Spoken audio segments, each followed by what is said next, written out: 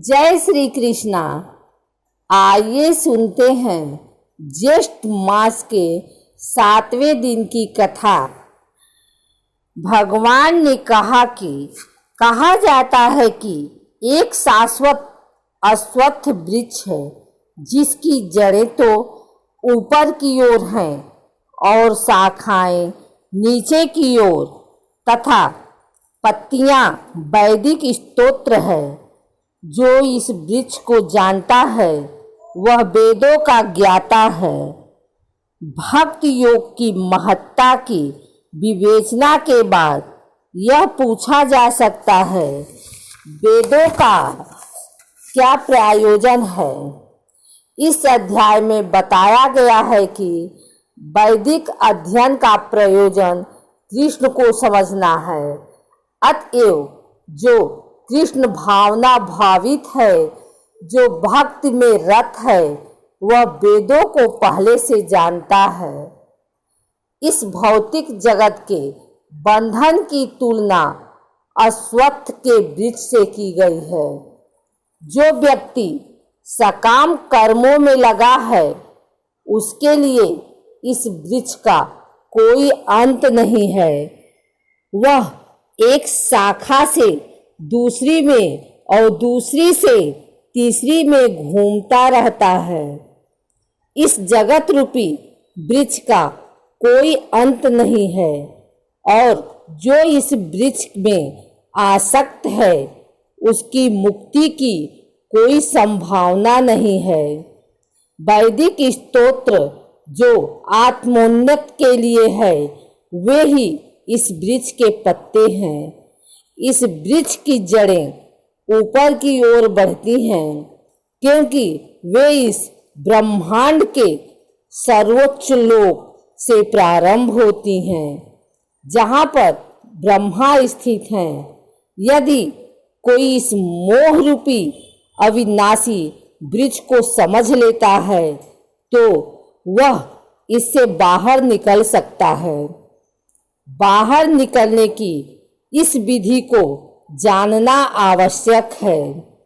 पिछले अध्यायों में बताया जा चुका है कि भव बंधन से निकलने की कई विधियां हैं।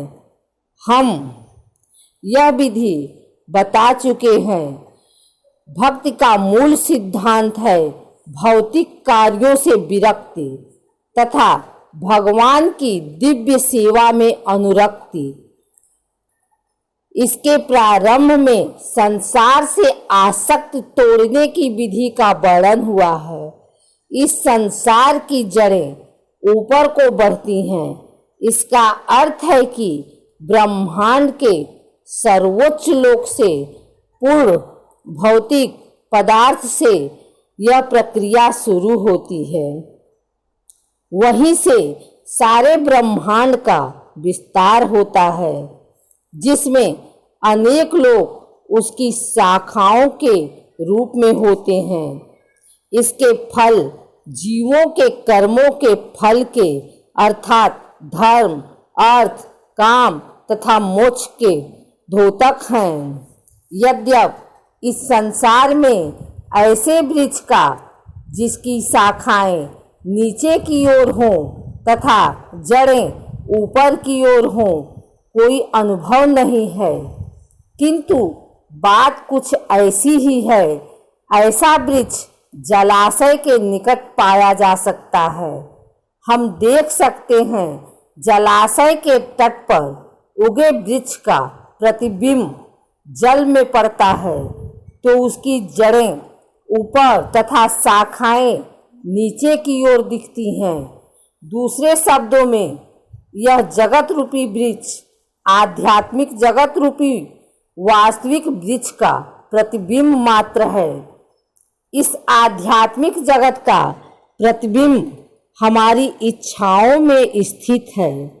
जिस प्रकार वृक्ष का प्रतिबिंब जल में रहता है, इच्छा ही इस प्रतिबिंबित भौतिक प्रकाश में वस्तुओं के स्थित होने का कारण है। जो व्यक्ति इस भौतिक जगत से बाहर निकलना चाहता है उसे वैश्लेषिक अध्ययन के माध्यम से इस वृक्ष को भली भांति जान लेना चाहिए। फिर वह इस वृक्ष से अपना संबंध विच्छेद कर सकता है।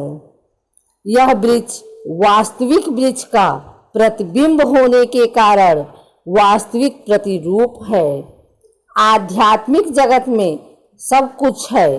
ब्रह्मा को निर्विशेषवादी इस भौतिक वृक्ष का मूल मानते हैं और सांख्य दर्शन के अनुसार इसी मूल से पहले प्रकृति, पुरुष और तब 3 गुण निकलते हैं और फिर 5 स्थूल तत्व, 5 महाभूत, फिर 10 इंद्रियां, 10 इंद्रिय, मन आदि।